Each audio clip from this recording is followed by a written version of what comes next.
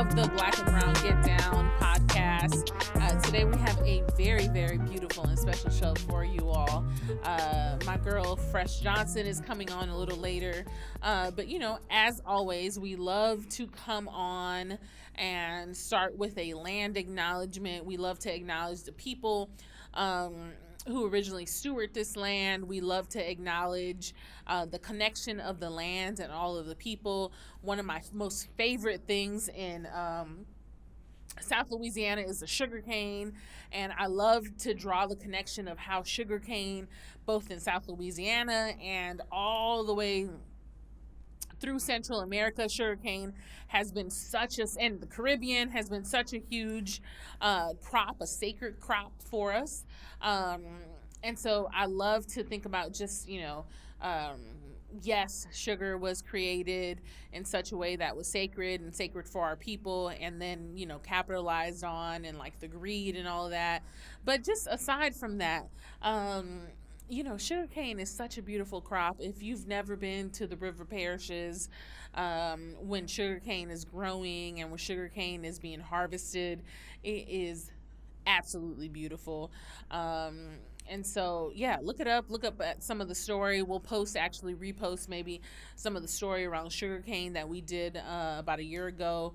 But it's absolutely beautiful. It's something that isn't just sweet, but that the story is so complicated and so sacred and layered. And so we'd love for y'all to learn about that and that crop that is very indigenous to this place. Thank you, Wino Willie and St. Amethyst, for blessing us with our song for the podcast and our theme song. Thank you for being a composer of all the things, for your creative genius. Thank you for producing. Thank you for assembling the beats that come on this podcast. We are very, very grateful, and we thank you so much for always being in community with us. And now for our Putting You On segment. We love to talk about books. I don't know if y'all have read any of the books, but these are just resources that y'all can have. One of the ones that we're actually talking about this week is Zapatera Negra, which is really the artistic and talking about the artistic encounter between the Black Panthers and the Zapatistas in Mexico. And so really, thinking about from an identity perspective, how is it that the Zapatistas and the Black Panthers were able to create this sort of political identity, this identity that people were everything from aesthetics to being politicized, how they came together. This is a really, really beautiful book. Check it out. Let's see, who is this? Anyway, Zapatera Negra. I don't want to get into all the names right now.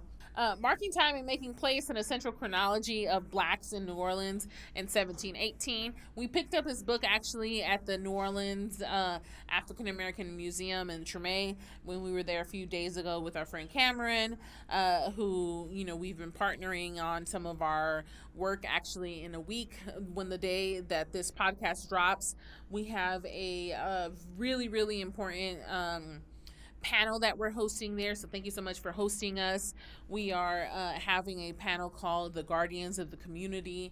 It's going to be a conversation of mostly Black femmes, but femmes in general, and talking about how it's really the divine feminine that is doing a lot of work at the border with Black migrants, and what does it mean to care for each other in such a time as crisis, and as well as as our bodies are transitioning and are traveling to get to a place where we can seek asylum. So again, thank you to Noam. And then we have this sister here, my Shua. My Shua, actually, she runs Tough Gone Records, which, as you all know, if you've ever been in Jamaica, Tough Gone Records is Bob Marley's record company, and where all his stuff sort of lives, and his his musical home. And so this is actually she says that I am a spiritual influencer. Imagine that. Not just an influencer like on Instagram, but a spiritual influencer. And she says that we're all spiritual influencers. And so this is a really cute journal and a journal for the journey, because we are all on this journey.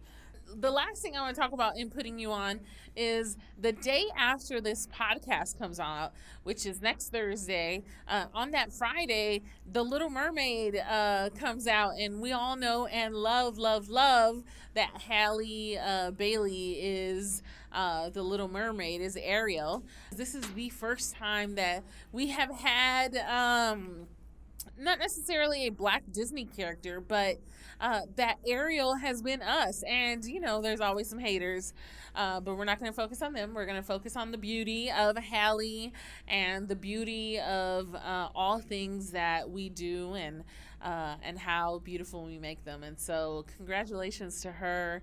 You look absolutely spectacular walking every single carpet that I have seen you walk. And so we love you.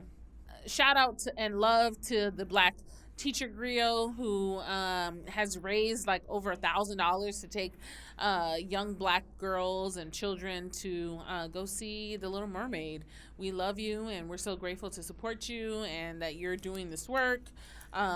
Salute. And if you want to donate, we'll definitely put up the link, so you can definitely donate to make sure that every little Black girl, every Black child in this city that wants to go is able to go with Black Teacher Griot and our good friend Andrea. Okay, well, we are back. Black and Brown Get Down podcast, season 3, episode 4, and we are jumping right into Black Love Brown Pride. You may know her under the name of Fresh Johnson on the People's Radio. You may know her as LRJ, wedding and all of your event planning needs. You may know her as Fresh to Death, the certified mortician. Get your body right, your people's body right. You know what I mean? As you send them to the Lord and give them back to the earth. They together, they right, they tight. We are here to welcome the most beautiful spirit, the calmest in all of the chaos, the person who has taken every one of our events, every one of my ideas, and has not just brought it to life, but has made it so elevated that the people come knocking and looking all the time. We are talking about the Black and Brown Get Down. And we are talking about the most amazing producer, creative, just the most divine feminine energy. Yes, she drips Oshun and honey, and she is just the sweetest.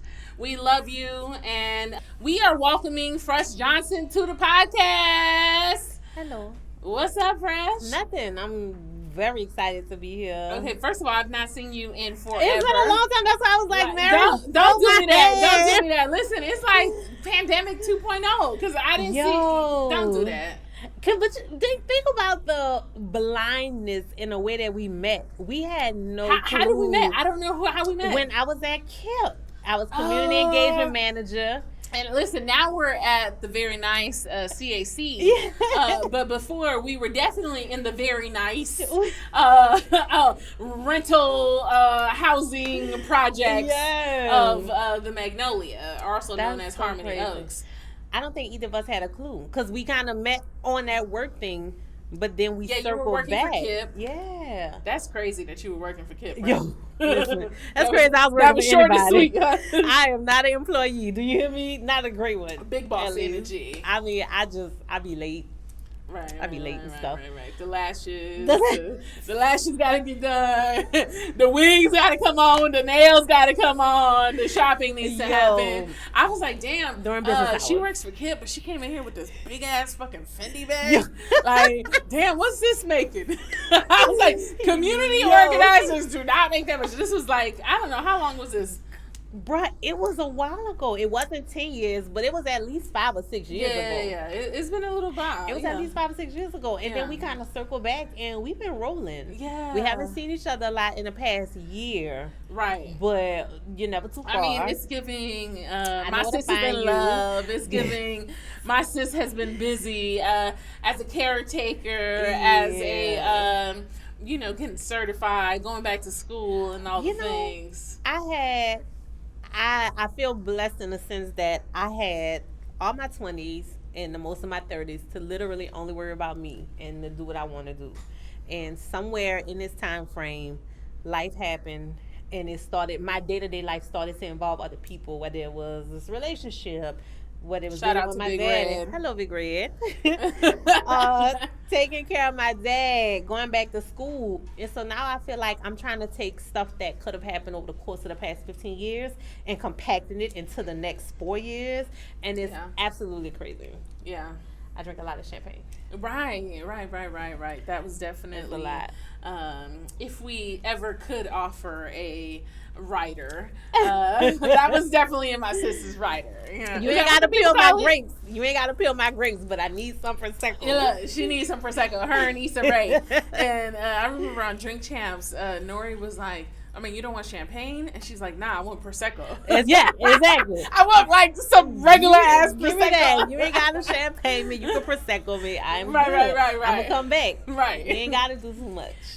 So we, you know us through and through because you really had a hand in making us happen.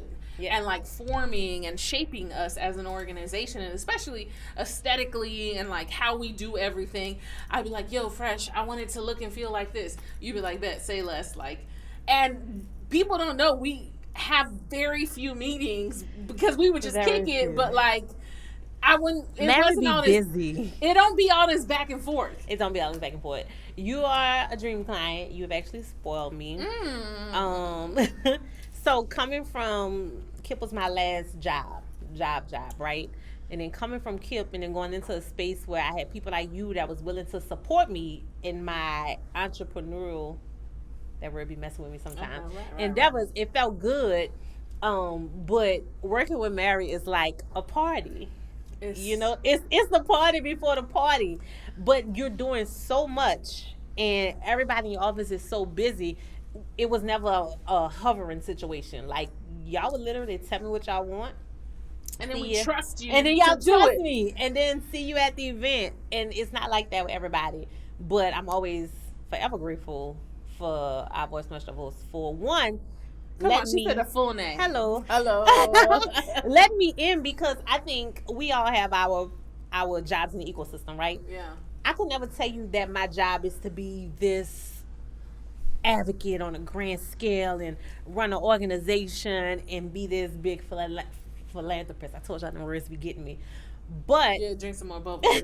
You'll be all right. It starts to flow. The tongues will start coming after the bubbles, But my role is supporting you and helping you bring these events to life that hold up the pillars of your organization, that support your people. And I had to get comfortable with that because I think we're in a space where everybody feels like they have to do something outside of their wheelhouse to just be in a mix. I envy those people because where do you get the time from? Yeah. I like to stick with what I know with people that trust me to know stuff. Yeah. And that's always been what the deal was working with y'all. Yeah. Which is cool. Because once you execute once, I don't even think the first time it was like that. And honestly, I'm like such a synergy person. Like if I feel the spirit, if I feel the vibe, I'd be like, yeah, you don't have to tell me nothing. Like I trust you. Mm-hmm. And like when I say you delivered, the first time was Hotel Peter and Paul.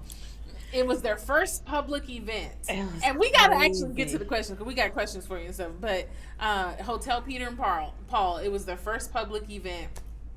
And I was like, I want every single vendor to be black or brown. Mm-hmm. And you were like, like, yes. And I want you to like have things quickly. I want you to have things, the way you need to have them. And some people didn't come through as they needed to, or actually, I think the first one came out. We had it was popping. I got pictures with my shoes off. It went down. Yeah. It went down.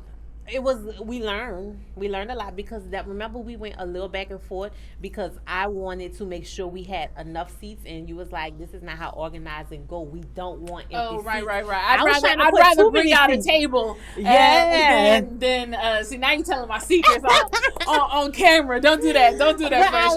learned. Look, don't do I that. learned, and I'm able to I always tell- like to like have less tables, Yeah. less seats. That was big. Yeah. I learned that was a big thing. So I don't know if you thought that was as big as what it was for me, but that was a big thing to learn. It went down. Yeah. It went down. Oh my God. And ever since then, and it's like, how do we choose? And this fall, 2023, is that what it is right It's now? 2023. Okay. 2023, members only Black and Brown Get Down. So Oh. for the fall, so we gonna let you know, you gotta pressure us to figure out a date, because that's usually how it goes. You be like, okay, No. when is it? Mary and her dates. Right. Yeah. I'll be like, we'll talk about the Hurricane Ida one in a second. Oh, but okay, so we like to usually start. We done got it all deep into the conversation. We like to usually start with like everywhere. I think even for Kip, that's what you were doing, kind of community work. How do you bring people from the community in? But like you build community everywhere. I'm sure AP Turo is going to be very sad to have you leave, because you build community literally everywhere. My point. Bullets, Berthas, anywhere you touch, anywhere your essence is, it's like, it's about building community. And so where did you learn that? Where did you find, like when you think about early on as you were a child, right? I think you was, I'll be on the gram all the time. Especially I love yours because it's so funny. What'd you say to people? They was calling, is it Nene? Nene, yeah. Nene as a child, right? Uh-huh. So when Nene was Nene, and not Fresh, how did she learn community? Where'd you see it first? So I was a latchkey kid. Shout out to my mama. My girl worked. Miss worked, Lily worked. Rose. Miss Lily worked, okay? And I was always somewhere else. If I wasn't home, I was grateful because the default setting was to be home by myself, right? But there were years that I lived with my grandparents. Of course, there were times when you're sleeping by your auntie's house to spend time with your cousins. And there's certain members of my family that had the households where they always had company and they were always entertaining. And I love that. So one of my grandmothers, my dad's mom, she was the queen of entertaining. You know how New Year's Eve, even when you might want to hang out with your family when you're young, but when you get to be older, you trying to go hang with your friends. Nah, Grandma Johnson, that was the place to be every New Year's Eve. I love that she decorated her house for every holiday. I love that everybody knew that was a spot to be at. And so in my life as an adult, even when I was in college, my apartment, then my home now has always been a space where people will hang out at, where people will go. And I feel like I'm kind of carrying on the essence of my grandmother with that. Grandma Johnson. Grandma Johnson, she little 4'11", a $1.20 soaking wet. No, 4'10", $1.20 soaking wet. She's this little lady. She always had a double styrofoam cup with Remy. Ooh, Cup was come on. bigger than That's her. the first double styrofoam. Right.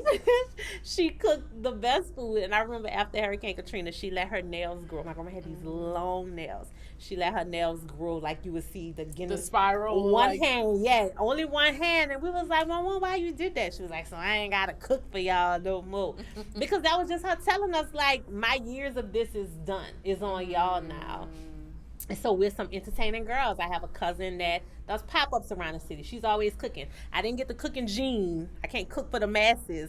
But my thing is getting people under a roof. This is how we're going to have a good time. Yeah, it's gonna you don't have good, to bring anything. Feel good. Yeah. It's good. It's going to feel good. Whether we sitting on my porch for the second line, whether we going to Bullets on a Sunday, whether we going to Bertha's after we leave Bullets on a Sunday. I thoroughly enjoy having a good time with people because I feel like we just all need that space. Yeah. I love having that space that may not be outside where we could congregate and enjoy each other. I get that from my grandma. Grandma Johnson, Grandma is she still with Johnson. us? No, she passed away. I forgot what year it was. It had to be like maybe 2016. It could have been earlier than that. But I just remember I was in charge of getting her outfit. And I went to Macy's and I found the most sparkly dress that they had. Because I'm like, if my girl about to stroll through somewhere else in a spiritual sense, you gonna see You gonna feel her before you see her. Cause I got a big pink sparkly dress. It was so cute. I love that. I love that so much. I was actually just telling people on our team today that Beyonce, when she wore that, it's from the Carter's album. What is it? The one where she got that pink suit. I know what you're talking about. You know what I'm talking about? And the Mona Lisa is behind Yup. them at the Louvre or Yup. something. And so I had one just like that, right? With the pink, and then it's got like the red piping or whatever. And me and my mom used to always share clothes, you know. And so I put my mom in that. She had her pink on, she had her butterfly, and it's like, yeah, you gotta like be able to send your people back to the earth, back to home, in a way that, like, yeah, my mom was giving Beyonce coming up out of here. You know what I'm saying? But I love that you can say that and smile when you talk about it. Yeah. Like I'm real big on what the last time was, and that's for anybody, which kind of took me into death work. That's because that's it, but then that's not it at the same time. You know. Okay, so you are a certified. You almost not yet. I still have to do my internship and licensing process. Okay, well, But she I is graduated. certified. Look, so she's certified. Look, I got the mortician. diploma. Yeah, Mortician. I got the diploma. So when I was a little girl, I wanted to be a mortician. Right? When you were a little girl. When I was a little girl, and I'll never forget. I'm not gonna say the lady name, but I think I was like in 7th grade, maybe 8th grade, and one of my teammates, I was a majorette when I was at McMain. One of my teammates' mom was like, "Oh, you want to do that? You gonna stink?" Because she worked at a funeral home. You told me I would stink. You gotta be so careful with what you tell kids. You know, no matter how headstrong you think you are, no matter how whatever you think you are, when you're a child, certain things hit you in a certain way. Yeah. I ain't want to stink. You know, you never want to be the kid in school that stink. And so it was something that just kind of dwindled away. And COVID happened. I had a surgery. They put me down for like 12 weeks. And I started watching Grey's Anatomy. I binged Grey's Anatomy. And it was something about Not how from much... episode 1. Yeah, from Season episode, 1. Season 1, 16 episode years. 1. Look, 10 years after. Only 15 16 years after everybody else. And I watched Grey's Anatomy, and it was something that reeled me in so much about the death that show encompassed. And then when 007 happened, when oh God, I can't think of his name now, George. When George died, I was hurt. But then I don't know, it's just that started consuming my mind in some kind of way, and I just was like, I don't have anything to do. The business of gathering is not happening. What if I went back to school? What if I found a program, went back to school to finally get my degree in mortuary science? And I did. Come on, mortuary science. Yeah. Because, I'm thinking you bringing the art to the mortuary. No, you talking about mortuary science. Mortuary science. We taking anatomy class. God, we taking all the my things. behind chemistry, things I was never good in school or college. I had to take again. It was by far the most rewarding experience because I felt like, I'm not gonna say that the work I do in events or radio doesn't have purpose, but it's just it's related to a good time. It's party. Like how can I feel accomplished when I literally party for a living, right? So taking a person that could never tell me thank you, they could never be like, oh, I look good, friend. Well, I hope they don't, because that would be scary. Right. And servicing them in this way and supporting their family in this way, I feel so good about myself. Like, I feel good. I feel at peace, and I know that's where I want to land at. Yeah. So... Well, I will say bringing joy. Our whole idea of what it means to be politicized, what it means to be a living human being, it went from charging and being activists and being angry and to really trying to figure out, kind of like Janelle Monáe right now, trying to figure out what does it mean to have pleasure in our life? What does it mean to have joy? So yes, the radio and the events, we need that joy, right? We need the beauty of life, right? And when we get ready to tap on out of here, we need to have dignity and respect for our people. I want to make that just as beautiful. Like I want I think about Estelle J. Wilson, Funeral Home Uptown, and every now and then you see a hearse with her name in the window. And so when I create this space that people are gonna bring their loved ones to for these homegoings with a twist of fresh, I started considering going back to my real name just so I could have my name in that. Because I always wonder how my parents felt that I don't use my name at all, right? And I'm like, what if I got my real name is Lanitra Renelle Johnson, Lanitria, as my daddy would say. But I'm like, what if my hearse is riding around the city with my real name? Like, what kind of boom boom is that for me, you know, and my legacy?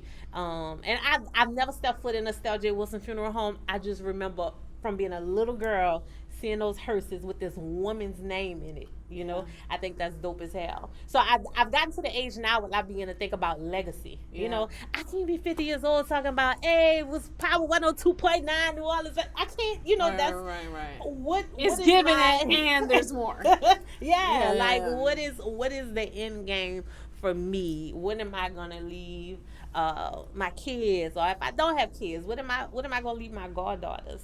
And it's so crazy when life gets that way, when you start thinking about what is this place gonna be when I leave. I love that. Legacy is something that I think most people have not thought about.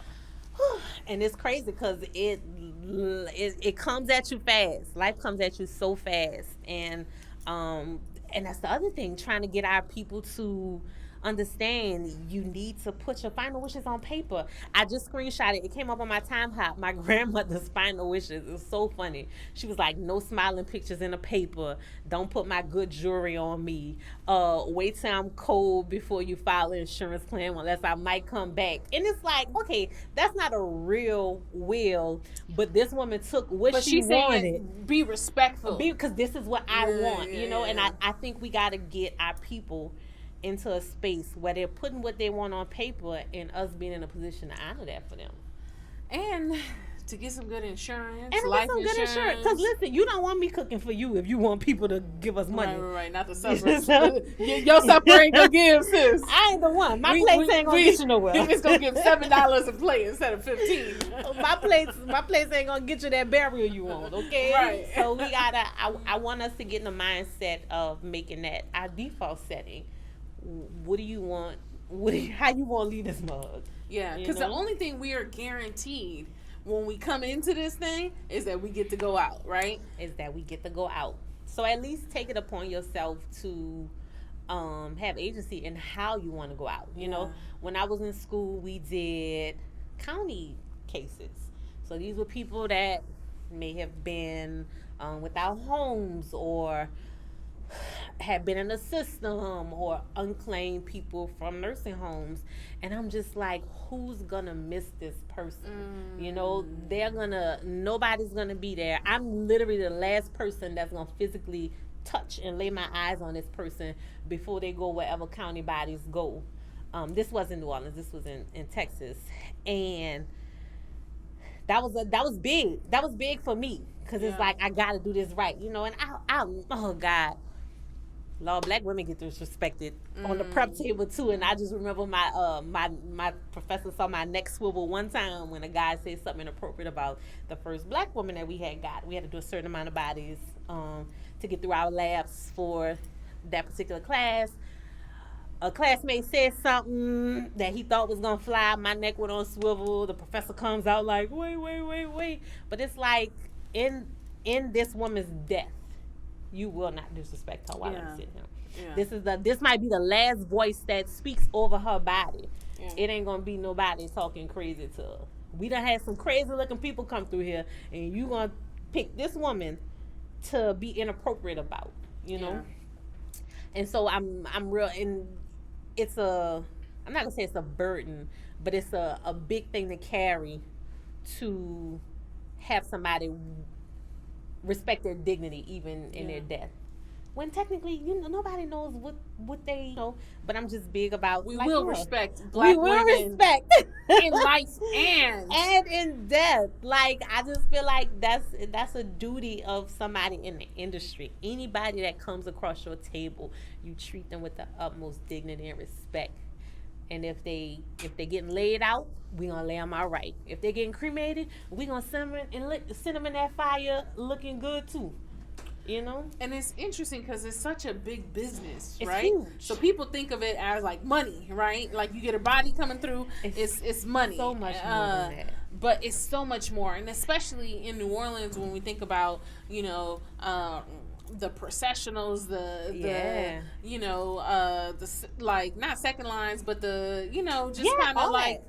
all the things that involved like being able to celebrate someone's life and to be able to do it right for them. Yep. What it means to like do something correct for someone as they go on.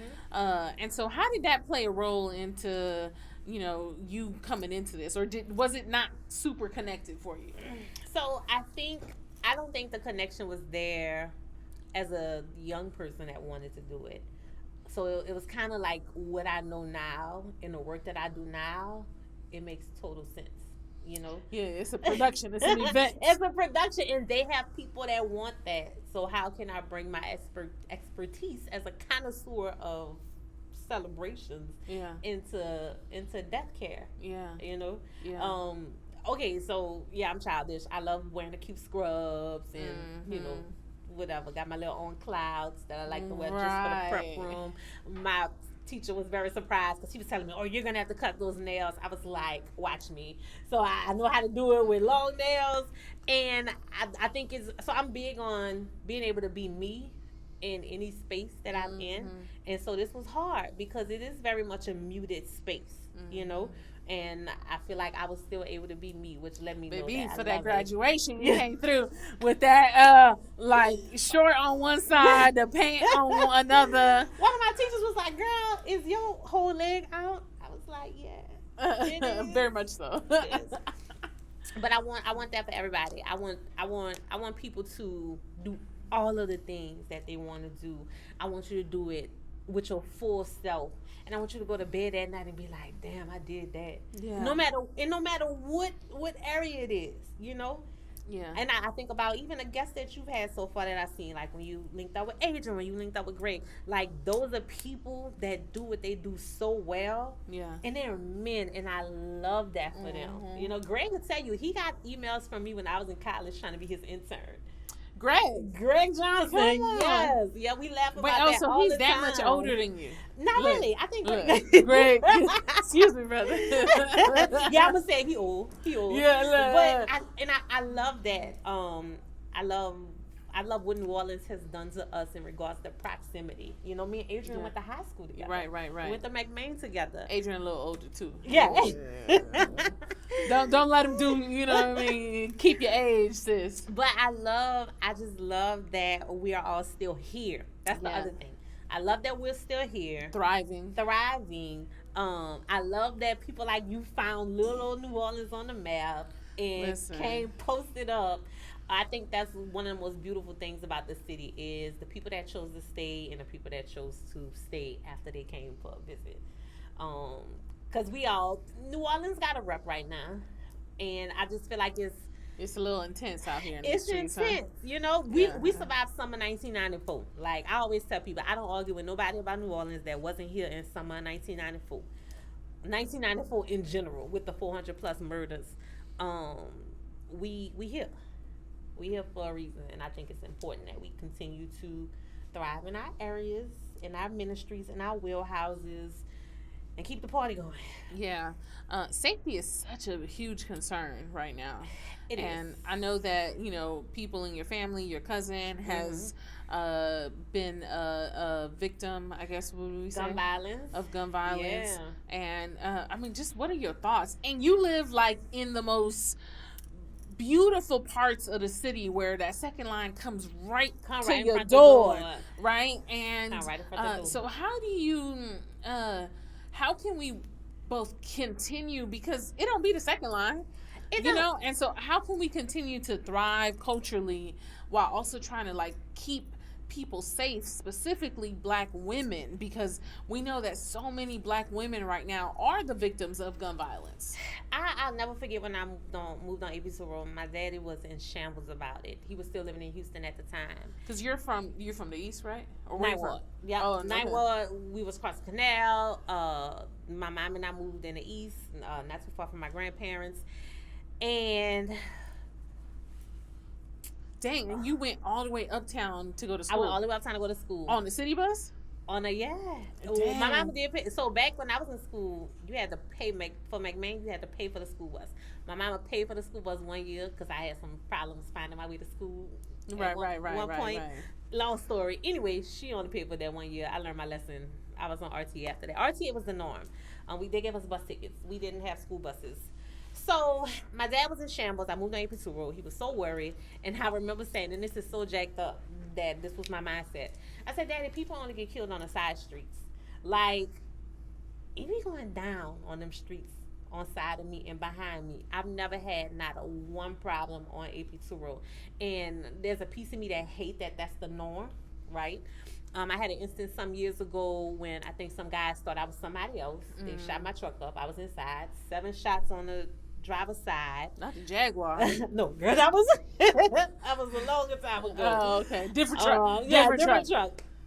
And it was by far the scariest thing I had ever experienced. And you were in the car. I was in the car driving as fast as I could to get away. The only thing I have like is a scar on my hand from just glass.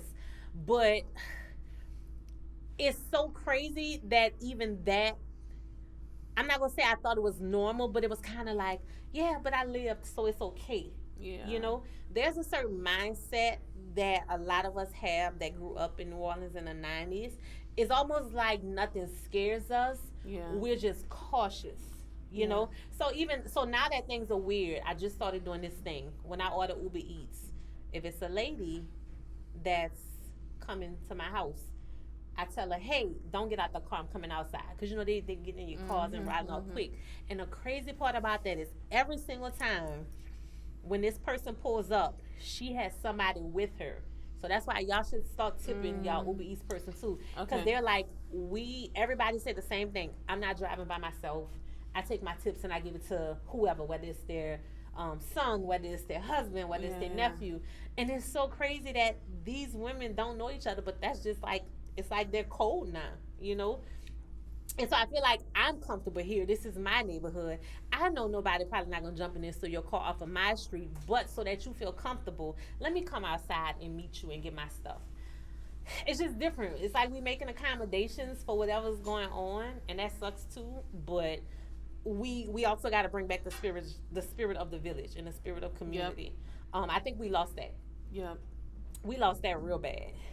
So it's time to bring that back. So that's just me doing my little piece. You know, I don't need to be ordering Uber Eats every day anyway, but still. Tip your Uber Eats driver. Tip your Uber Eats driver, and if you can, go outside and meet them versus having them get out your car and sit on your porch.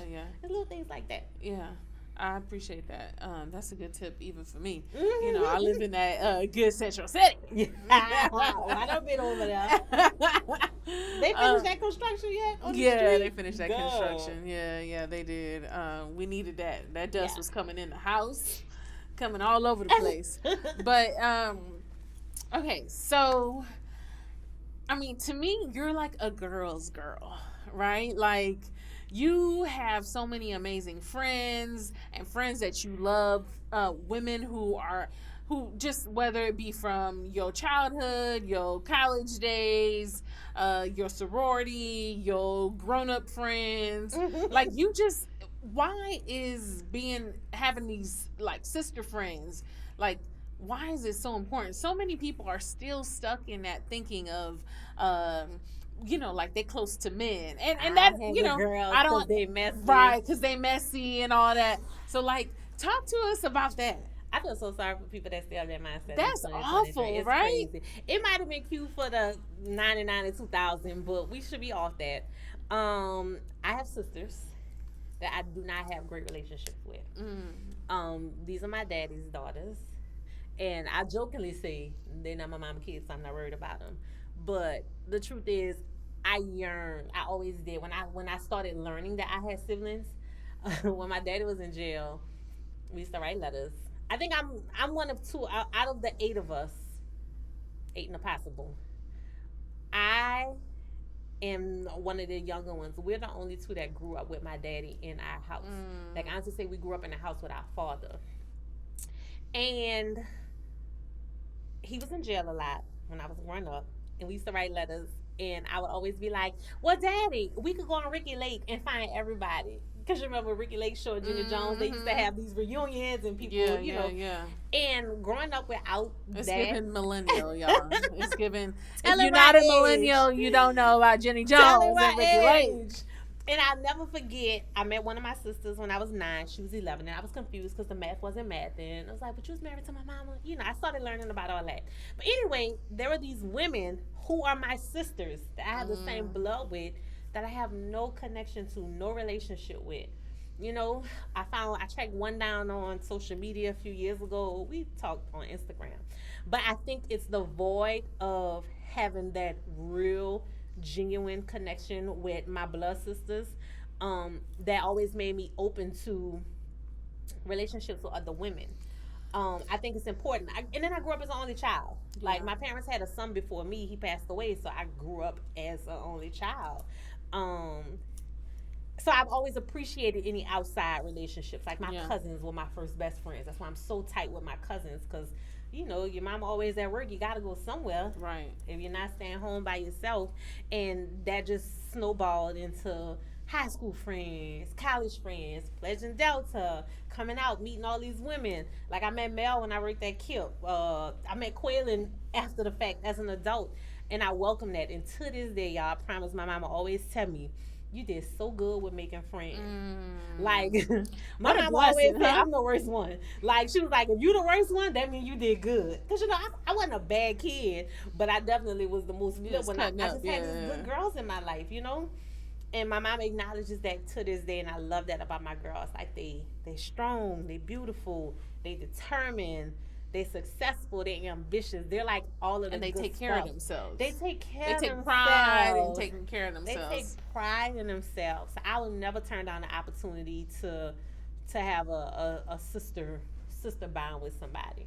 We don't have to be in the same sorority. We didn't have to go to the same college. Yeah. Because we need each other. Yeah. We navigate so much as a unit. You see all this propaganda on Instagram. You don't do this because people did. I don't sign up to none of that. Yeah. Like I got some good people in my life. It's not lost on me. What I'm curious because I do think that let me transition before I ask that, and I might not even ask that because I just appreciate what you said, which is like there's such a need for us to be we need each other as women. We need to be in community with each other. And I'm curious you are but you're in a love phase right now, not just with your family, with your parents, with your father, right? But with Big Red. And what does it mean to be fully engulfed in like a love phase? Oh God! Like, have you ever been here? Like, what does it mean? Like, how is this? It looks good on you. Thank you. Okay, so growing up, I'm the oldest girl out of the grandkids. I'm the oldest girl after 3 boys, and they're 5 and 4 years older than me. Then it's me, and these were the ones that I was around the most. So like all my girl cousins are on my dad's side. I was around them less than the cousins I was actually under the roof with. And I feel like I learned about relationships from them. And I didn't always have the softest approach, or I didn't always value what it meant to have somebody like me, or for me to say I like somebody else, right? And so I used to play all around their games in my 20s. Like, oh, come on, Dancer, Prancer, Rudolph, everybody. That was me. And I think I had one of my girls tell me she had been through something weird, and I admired the way she was down to go again, to give it another chance, to open it up, her heart, to say, okay, I'm about to. Yep. she fell on her face per se. Yep, and she was Someone ready for played her or whatever, and She then was she's ready. like, okay, I'm gonna do it again. Yeah, and I was like, tell me about that. What does that mean? And she was just like, you have to always be willing to go all in. Otherwise, you're not giving yourself or the other person a chance to just coast. And what does it mean to go all in? Now we in, I mean, listen, now we in this good love relationship. Well, I mean, you know, like this conversation. What does it mean to go all in? It means To be nothing, vulnerable? It means all of the things. It means nothing that I have gone, nothing dissatisfactory that I have gone to is coming with me in this next phase. Ooh, so you're talking about healing now. All that. But Okay, this wait. was before I even knew what healing was. I didn't learn. I just learned. I'm still learning about Right. all that. You just now in This your is journal about literally healing. like I take my bag off my back, I empty everything out, I put my bag back on, and then I keep trucking. You Wow. know, the first time I went all in, oh God, the worst heartbreak ever. I was like crying at red lights and stuff. But I said that just you also. I don't think we also make space for the fact that we say it, but we don't mean it. Everything not meant to be. Yeah. It just was not your time. Yeah. I was not capable of being somebody's wife at 27 when I thought I wanted to be. And Yeah. didn't I tell y'all a little while ago, I didn't know men like to have new meals every day? Yeah, right. Still learning. Right. Like, damn, I'm the only one that know how to get to the grocery store, my dude. Yeah, you are, in fact. But it's literally, it's being, What you be cooking? Fresh? girl. Mary, why you What you be cooking? girl, whatever That's that the means. baked chicken. Girl, stuffed bell peppers. We be about a Taco Tuesday. Okay. We love a okay. little steak and shrimp situation. Okay, not a surf and turf. Not a- Come on, a surf and turf. Whatever this man want for dinner, I'ma cook it. I ain't come talking on. no Big stuff. Red got it good. That man ain't missing no meals. Okay. But then I'm old school too, cause you know I lived with my grandparents, and that was just the norm, you know. My grandpa worked hard every day, and it was always something great to eat when he got home from work. I have no problem saying that. You know, I'm not about to be on a podcast mic talking greasy about men this, men that. Like, love is so beautiful.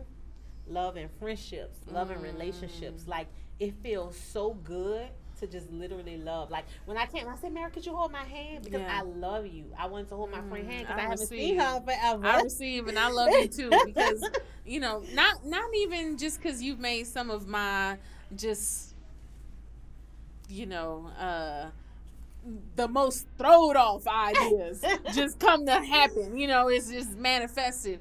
But just because, like, man, you just such a good person. Like, your And it's essence, your free fall. personhood. But you it's know? from, I think it's from that time that shooting, you know, when I told you my truck got shot up. It took me a long time. I'm not gonna say a long time. It took me a couple days to tell my mama what happened. It definitely took me a while to tell my daddy, because I think that was the first time I realized, damn, I could have not been here. That could have took me out. And so I think that was when I really started being like, all right, I'm still here.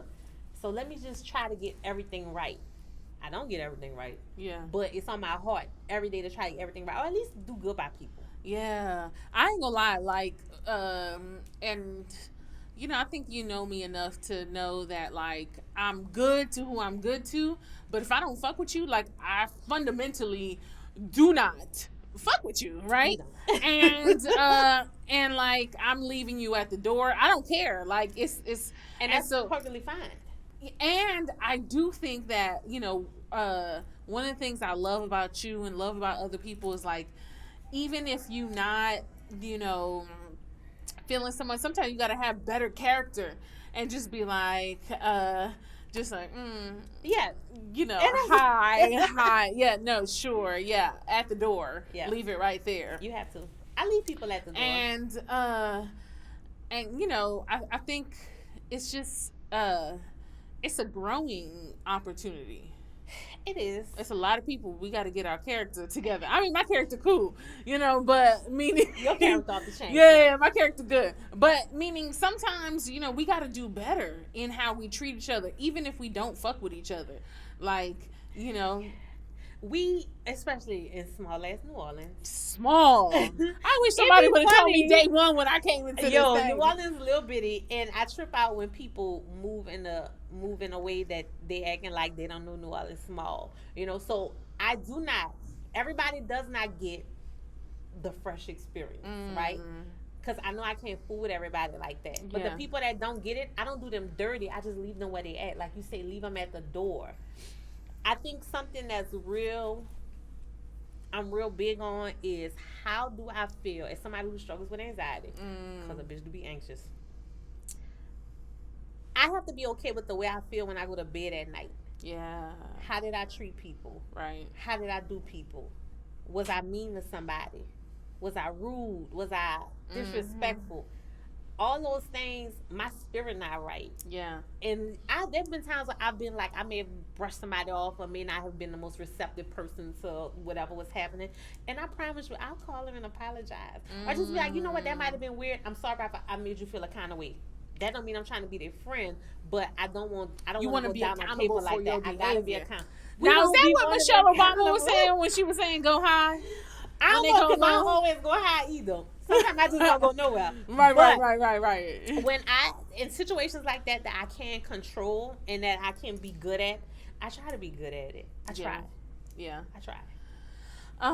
That's for everybody who need to look. This part was for everyone who need to get their character together. And you gotta get that character together. And the work that Integrity, we do, it has right? to be together.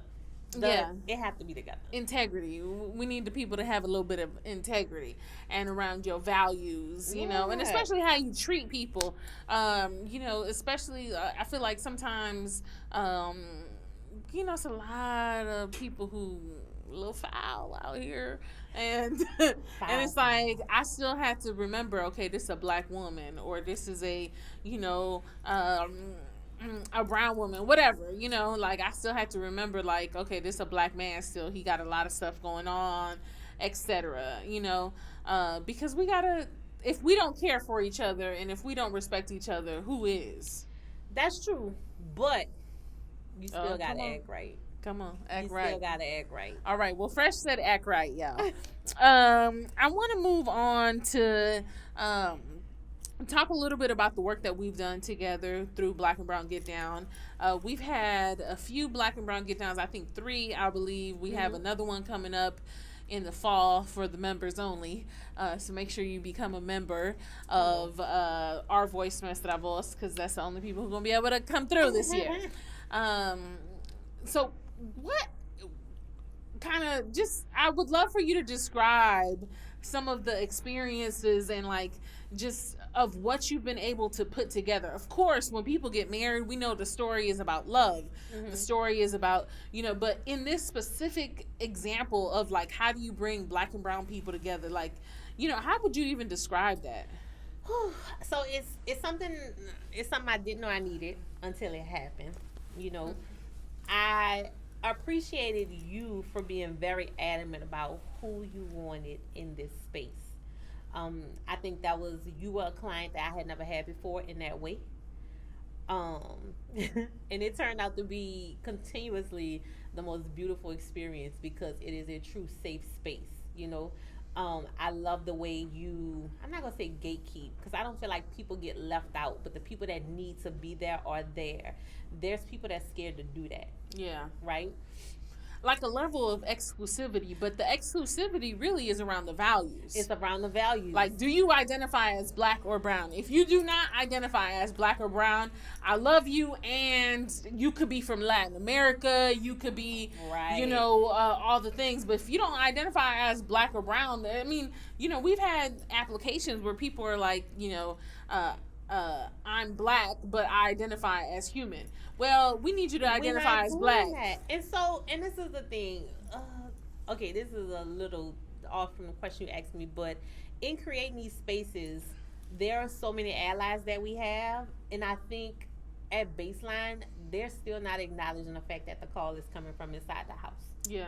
I feel like there's organizations like yours, there's groups like yours that's doing the work, but the true work is, I feel like the allies should carry that burden.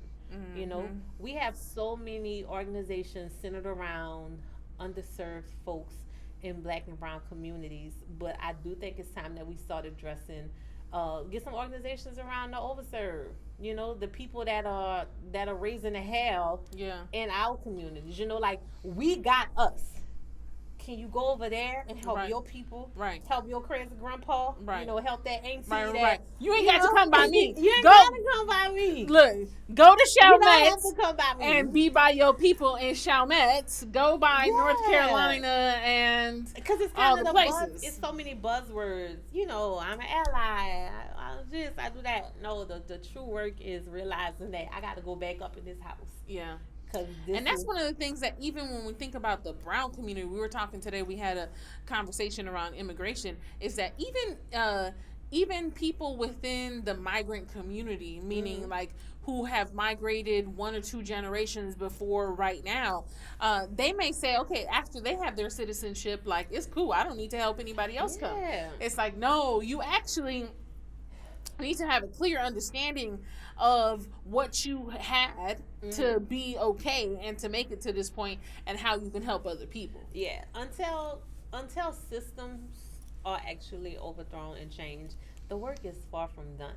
Very far from done. Very far from done. But I just think we need to get more aggressive at the other end of the spectrum of it. Yeah. You know, we have a lot of people from outside our communities that have the privilege of coming in and doing the work to change what's there by completely overlooking what's going on in their own families, in their own communities.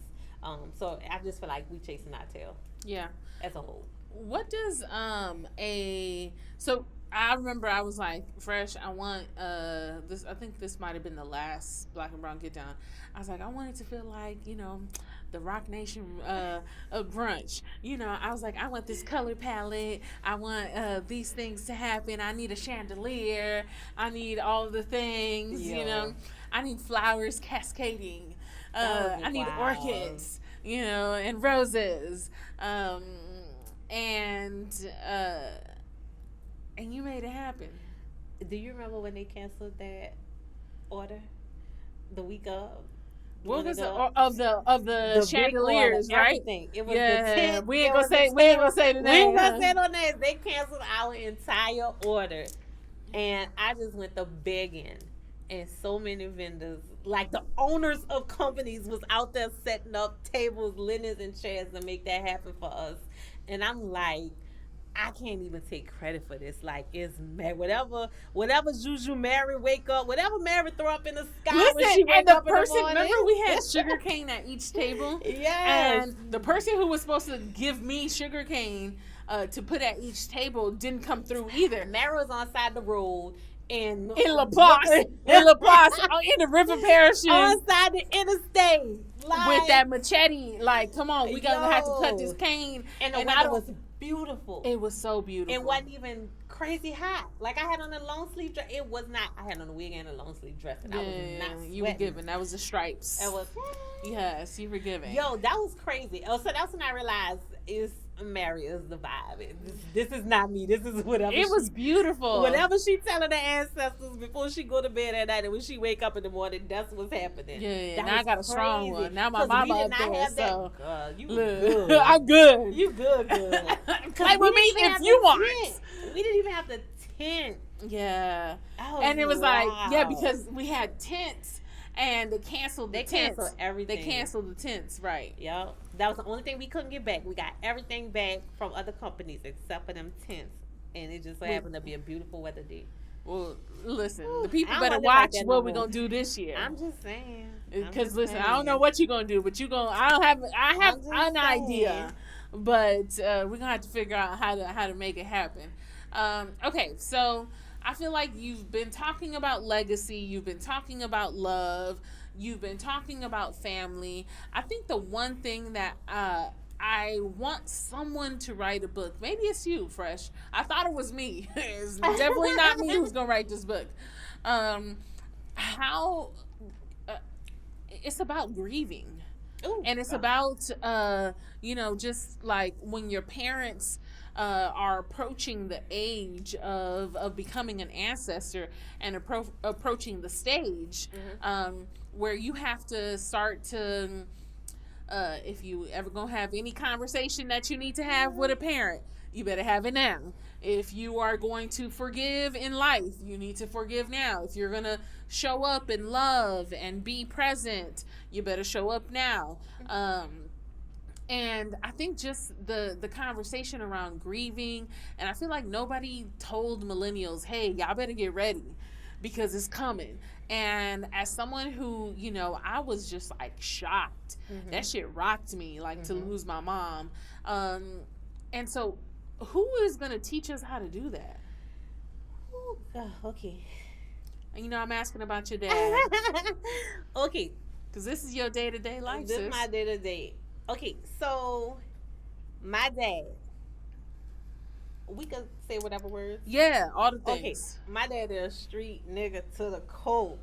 Florida Projects ran it. I could go anywhere. If this was before Katrina, if Katrina never happened and this was still that New Orleans, I could go anywhere and be good. Because daddy was the one. Because my daddy was the one. The terrible husband. Oh my God, mediocre son at best. But daddy, my daddy loved his kids, right? So my daddy got sick. He had a stroke, and this was right after Katrina. He was still living in Houston. He had a stroke. He had another stroke a few years ago when I was out in Moab with the fur coat in the mountains. My mom and my auntie was trying to get in his house because nobody had heard from him. They knew something was wrong. He had a stroke. He had been down for however long. He's been under 24-hour care ever since then. And I remember hitting a point with my mom. My daddy was very abusive. I watched my daddy beat my mama to no end. And my mama never let their relationship or their downfall affect us. She always let me be a daddy's girl. My daddy never had to fight to see me. My daddy never had to fight to do anything. And it wasn't until he got sick this last time when he needed us. He needed more of me than I thought he deserved. And I remember asking my mama, man, Ma, I just feel like if this was you, it would be different. Like, I feel like daddy's asking more of me than he's earned. And then I would start asking her questions about certain situations that I felt like she acted like he did something when it was really her. But that's how much she loved my relationship with my daddy. She forgave him. She was ready to jump in and help me when he got sick. And I was able to catch a lot of the planning for his end of life stuff at the beginning. Like, we got power of attorney together. We got final wishes together. We got all his insurance stuff together. And this is stuff that my mom had already had in place just because she that kind of girl. Yeah. Miss Lily the one. Miss Lily the one. And I remember asking myself one day, because it's constant. My daddy fights the nurses. He doesn't listen. He gets put in behavioral. Sometimes they send him to the crazy house for 2 weeks at a time. Whenever you go to Turo, I know I need to cash app somebody something because he just makes everything hard because he's in a weird space with his dementia. It's like sometimes he knows what's going on, sometimes he don't, and it's just like this battle.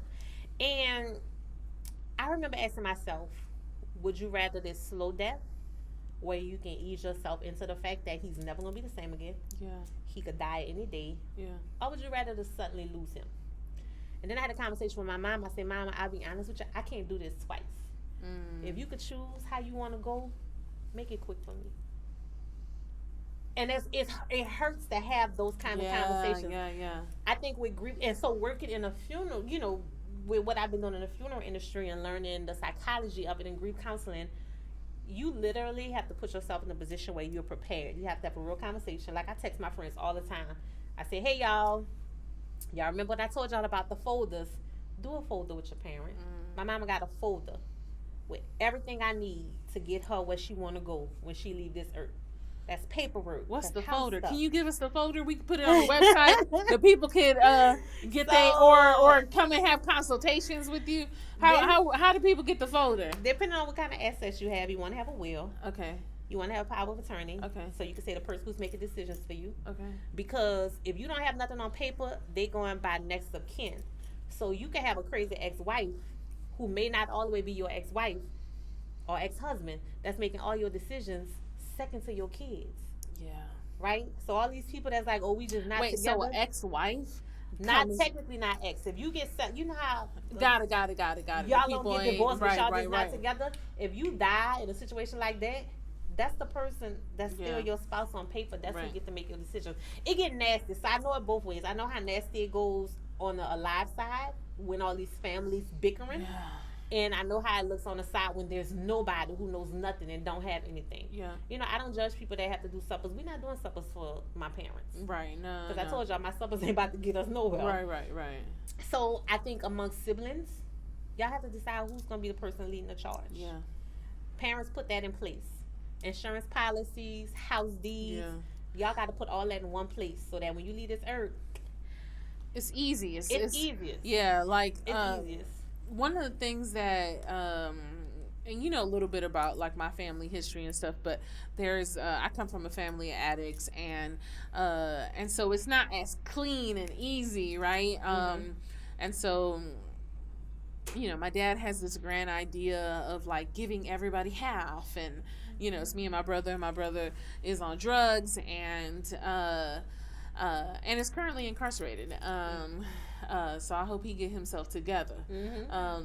But you know, I think there's so much drama, especially when there's assets, right?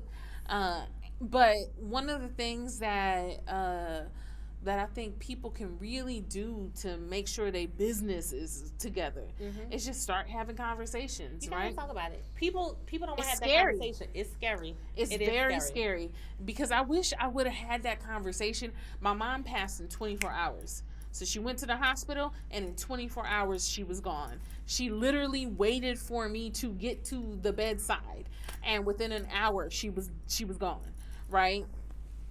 So it's, you have got to have the conversation Gotta talk about it. when people are okay, and it's never a good time to have the conversation. Mhm. So long as you know people are, you know, in a somewhat right mind. Yeah, you gotta. You definitely gotta, one, be ready to have the conversation, but two, be ready for how it makes you feel after. Because for a lot of times that kicks off some form of grief for some people. It makes you paranoid. And if you don't know how to handle your grief and your emotions, you start to cope. Yep. And you start to do things that you really shouldn't be doing. Correct. So like whenever somebody from the nursing home called me, they got this one social worker that called, and his voice just always so, I just think something wrong. And I was like, Mr. Quincy, get off my damn phone. Right. Get somebody else to call me. I need somebody to be clapping or something when I pick up the phone and let me know it's okay, because I feel like I live in this paranoid sense of that call being a last call. Yeah. But it's always him doing something he ain't got no business. Right. And I gotta go give him Pops a tight cutting look. up, yeah. Parent to the parent. But yeah, communicate. And that's what everything we talked about, the baseline of it is communications. Like, shit will be uncomfortable. That does not mean you should not talk about it, especially in the life stuff. Like, Yeah. I can't, like, you can literally, okay, so funerals ain't getting no cheaper, right? You can literally go do pre-arrangement stuff, lock in whatever it costs at Lock this in price the now. rate Get that now, price. right? Get that And so price. what, you know, I'm from California, so it's like we are getting, my parents have, you know, they're in the same, I don't They know what plot. it's called, they plot. And so that's been paid off, right? Yeah. Because whatever rate they got it at, Done. great. And now we need the services, and all this stuff is expensive, It's right? high. So even though my parents had to plot to have my mom's services, I mean, that's like a quick 20 G's. Oh yeah, it's high. You know, and so it's like very, very expensive. And how you get from us like the suppers to 20 G's, that's just It's difficult. real. Why would you put yourself through that? Yeah, you know? can't. You shouldn't have to. And so go on ahead, make your little payments, Make the payments. do what you need to do, and be responsible, Pick your so that spot. you can have dignity when you're not here. So your parents can have dignity when they're not here, right? Yeah. I feel like you live this really, really beautiful life of like joy and sequence and color and glitter and like dance and, you know, all these amazing, beautiful things. And then it's like you're bringing that to this other space around helping people transition, helping their families, grieve, and going through it personally also. How do you manage all that? Like, I know you talked about your anxiety. I want to Yeah. hear about your care, your self care, how you manage like your mental health, and just what do you do for yourself? So the thing about anxiety is it does not care how beautiful of a life you live, how strong your mental health is, and I literally sometimes it's funny. I'm thinking about what the visual is, but I got the sign across my bed that said, "Just get up." And they have some days when I physically can't, and then when I do, I might throw a quick 1-2 because you have to. Let me see. Throw the 1-1-2. My trainer will be so disappointed at how crazy my 1-1-2 look. But I be having my gloves on so my nails be protected. It be like 1-1-2. Yeah, don't do that no more. Friend, don't do that no more. But I literally, man, it's like I know what it feels like to think in my head that if A would have happened, then the B point would be me not being here. Because I haven't started dealing with anxiety until probably about 3 or 4 years ago. So this is new. This is new, and it's beautiful until it isn't. And there are days when anxiety is rooted in no deficiency whatsoever. It's literally that's just how it works. So I try to do the things that I love. I've gotten so good at saying no. I don't really do things I don't want to do because I feel like that triggers it. But you just got to think about, or I'm not gonna say you have to because this isn't for everybody. For me, I just have to focus on the stuff that makes me happy. Dancing makes me happy. Yeah. 30-second dance party. Yes. Yeah, we're gonna have to do it. We're gonna have to give a little 30-second dance party. Yo, creating makes me happy. I thrive off of being able to put ideas into motion, And there's some days I just don't like. I don't work on Mondays. I be needing Mondays to recuperate from Sunday Funday a lot of times. I don't see clients on Fridays. Like those are my client free days where it's just like I'm working, but I'm not working with people. I'm not on Zoom. I'm not meeting people. I'm not doing site visits. And so I go very hard Tuesday, Wednesday, Thursday. Weekends, if I don't have an event, I like to totally unplug. Like I just really had to think about what makes me feel whole. Yeah. Feeling whole has been what gets me through anxiety. Like if I'm doing something that does not make me feel whole or takes away from what I think is my wholeness, I don't do it no more. And a lot of times that can be passing up on something. I also had to detach comfort. The idea of comfort, happiness, and money. I had to really separate those. Because there's sometimes I turn down money because it's gonna make me uncomfortable or it's gonna take a stab at my happiness and peace. Yeah. It's hard. It's a lot of self-care for me, honestly, is going without. Going without. Because they got people that like the idea of what I do, but you ain't about to get on my nerves. Right. Okay. A quick like so one when I get married I need Hello. you will you be the planner that's you gonna get me together. Okay, done. So listen, 2024 is happening. Yes, 2024. Right. But okay, so here's the other thing. I want to know about like the craziest, just quickly, the craziest wedding that like, but fun. Like again, all love, but like the crazy in a craziest good way. experience. Yeah, crazy in a good way. Oh, girl, sheesh. It's way too many. Just It's a one lot. example. Oh, all right. Like I feel like I just read not too long ago about like there was 3 parents who gave birth or whose like DNA was in a child or something. Like something just interesting and like So I think okay, out of the ordinary but extremely beautiful. Right. I had a group of guys. That's 3 good. guys. Oh, you had 3 guys. I had 3 once. guys. Oh, okay. And so they were I just hit so the setup. fly. They were so fly. It was at Hotel Peter and Paul. Well, we did our first Black and Brown get down at. And I remember when they sent me three men. It was 3 men, yeah. And I'll never forget when they sent me the inquiry. I was so intrigued by their email, just by how open they didn't give a fuck. Like you about to take this 3-piece spicy, you Right, know? right. And I remember getting My on mom loved the 3-piece child from Popeyes. when we got on this call, I asked questions. So when I get same sex couples, of course it's normally two, I ask questions like, what kind of family support do y'all have? Are there any people that I need to be mindful of that Yeah. would, bring y'all any stress or try to damper on a day? And they were so cool because everybody loved them. Like all the parents were in, all the siblings were in. Their So siblings this was did like a polyamorous. the polyamorous wedding. It was beautiful. Their siblings did the Because you could do whatever you I want can do whatever. and be respectful Yeah. and do it with integrity. I ain't got no problem. However you trying to live your life, Do if that. it's something that I feel like is a good thing for me also, I'm gonna do it. And I love them. When they told me that I wasn't gonna have to battle with any protesting family members, I was like, okay, this is something I could do because I didn't have to be in defense mode to protect them. Yeah. They have some same sex couples that I literally have to protect from their family that I tell them they shouldn't invite anyway. Yeah. And it was a beautiful day. The decor was off the chain. They were dressed to the nines. Nice. Yo, it was a good time. I love that. Yeah, it was dope. Okay, well, salute to them. Yeah, salute to them. Okay, so last question I want to ask you. Well, one, you have been so generous and loving to me. Like, I love you, girl. yeah, you have been so generous, not just with your ideas, with your execution, your creativity, but literally, my accountant is your best friend. Yeah. Um, you know, Yes. I think also my development person I met through you, right? I think you met. I think Them- you met her through T. Did I? I think so. Okay, well, something. I feel like it's like all the good things I have going Yeah. for myself. It was, it's come through you. And so, like, what makes you so generous? I would have to say my grandmothers. I grew up. Oh God, I know it be sounding like I'm bragging sometimes. I grew up with the best grandparents, 4 of them. I had all my grandparents into adulthood.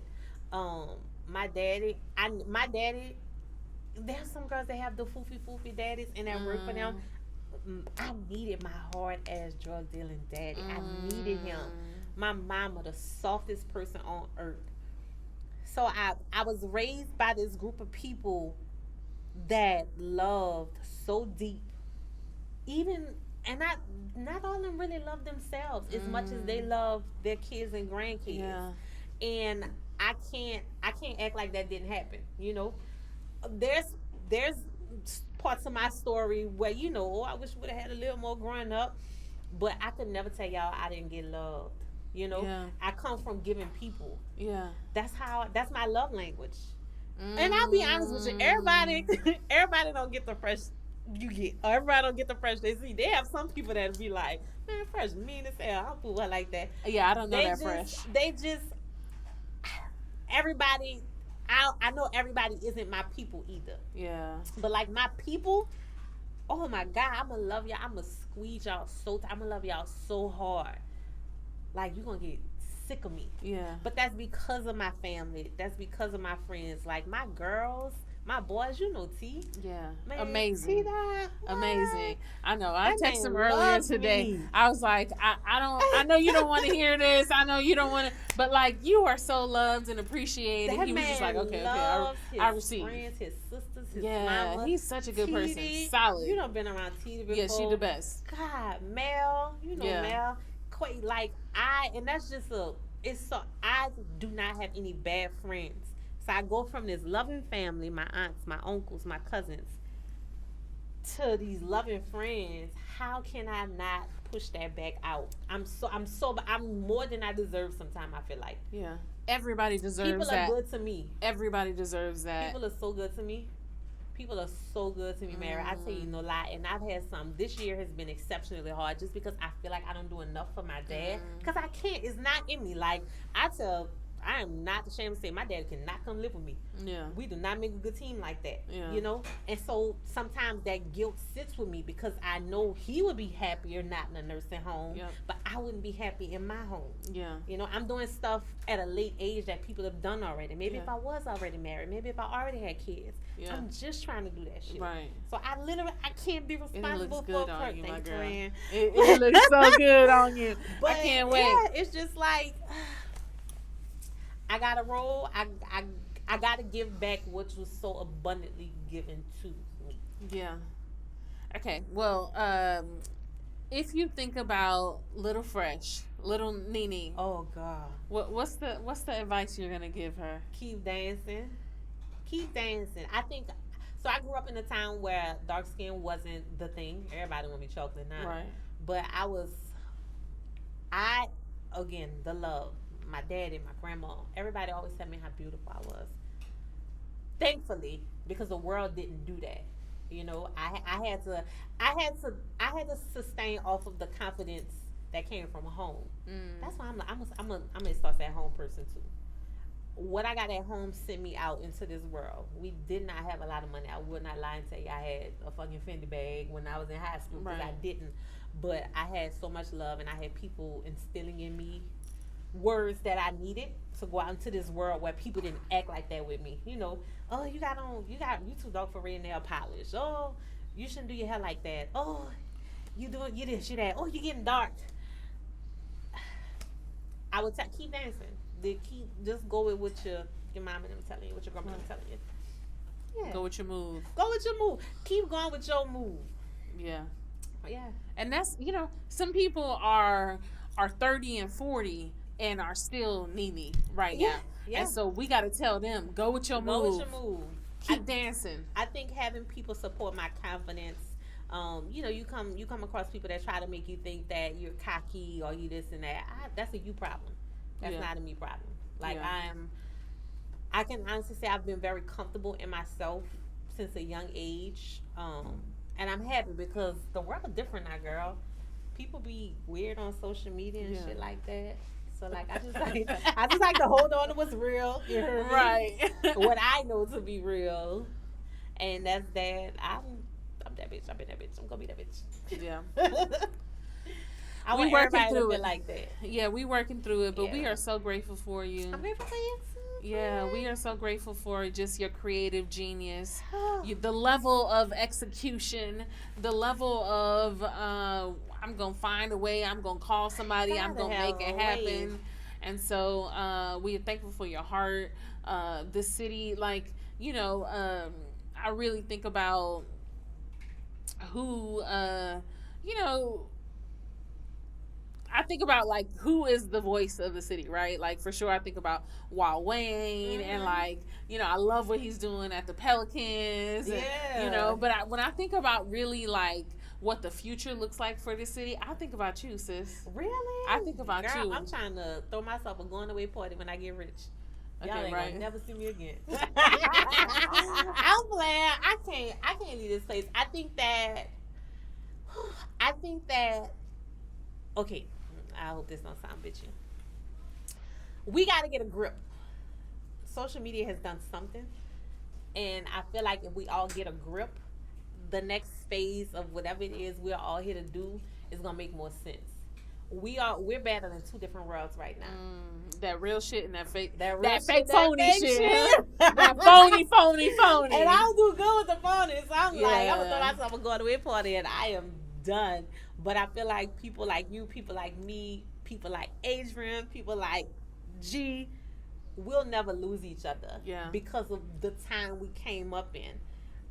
I would love to think of ways to take this group right under us and give them a house phone Yeah. and be like, Yeah, sit your get a ass grip. down.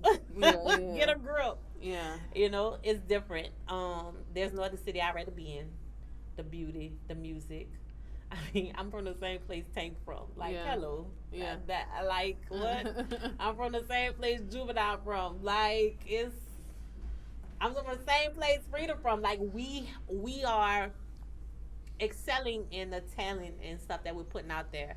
But there is a mindset that this group right under us has that does not go past what they see online, and our work is deeper than that. So I'm interested to see how we combat that. I don't feel like it, but I guess we got to. Yeah, that's all we can hold space for them. And We yeah, gotta hold space for 'em. But I love being from a place that I share air with the brilliance that we got representing us right now in the creative side. yeah. You know, Will that's you cool. do a 30-second dance for me? Girl, not in this outfit, not in these clothes, friend. Not in the clothes. It don't look We can do good? a sit down. We can do a sit down. Okay, yeah, All right, we can yeah. just sit down. Okay. Yeah. All right. Well, we love y'all. We getting ready for the juice. Yes, we're getting ready for the juice. And for the juice this week, oh my God, I am in love, in love, in love. Janelle Monáe, also known, I guess her government is Janet. Janet, she has this beautiful, beautiful project coming out. I think it's called like the Pleasure Project or something like that. But anyways, it's all based off of pleasure, and her one of her singles just came out, which is Lipstick Lover, and of course, Janelle is giving us definitely not the suits that she was giving us before. The suits I think was a homage to her mother, who was a janitor or in a custodian housekeeper type. I think while she was growing up, and so she was definitely paying, honor to her mother in that way. But she said, listen, time's up. I'm reclaiming my time. It's ready for us to, partake and get into all of this pleasure. And so she is, giving us very much Janet. Shout out to Janet as well. Happy birthday. I think it's 57th birthday to Janet Jackson. So she's giving us Pleasure Principle in the see-through, kind of net top. In the video, I mean, it's absolutely beautiful. I saw this really, really dope video of her and her mom talking about the video, and her mom was like, "Are they gonna let you shoot? Are they gonna let you show that nude a booty up on camera and on the internet?" And then she was just like, "Yeah, it's fine, mom." But anyway. I just think it's absolutely beautiful. It's such a, we grow up with all of these good girl complexes, where in order to be taken seriously, we have to, from head to toe, even, all of the things be covered. And so I'm just really proud of Janelle Monáe for really stepping out and saying that, that this is sort of her time to experience pleasure. And given that the platform she knows that she has and that people follow, teaching us how to explore pleasure in our bodies, in our spirits, and in all things divine feminine. And so thank you so much, Janelle Monáe, for giving us the green light on pleasure. For the rising ritual this week, I want to just offer things that always again continue to work for me as I'm on my journey with having a mother who is an ancestor, and even before that, I was someone who had and dealt with anxiety, someone who, as we just talked about anxiety a lot with Fresh. And what do you do if you have anxiety? What do you do if you suffer from depression? What do you do if you even can't even name what is happening in your body and your spirit and your mind? Some of the things, obviously, some people say go to therapy. Some people say, pray about it. I think being present and learning how to ground in your body and learning where you can actually also feed your body. One of the things that I do every single day is learning how to move energy through my body. So if my body is feeling sad, is feeling anxious, is feeling depressed, is feeling dark, is feeling angry, one of the things I do is just I walk every day. And I love to walk and move that energy through my body and being able to not just sweat, right? being able to sweat, but also being able to move the energy through my body and being able to just fully release. And to me, the really like kind of the cherry on top is being able to do that in the sun. I mean, I can't tell you how many times, even today, I was just like, oh, I feel like I'm about to catch an attitude.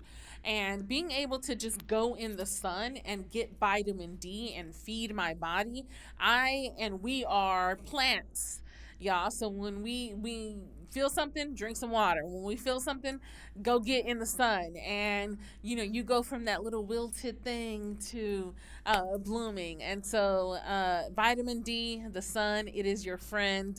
Water, drinking water, it's your friend. Make sure that you feed yourself not just the food you need to have and ingest, but also like what things you need that are around you, that are nature, that are natural. And so that's my rising ritual for this week. I hope that it helps you.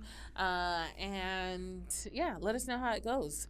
I think that is it. We thank you and we love you.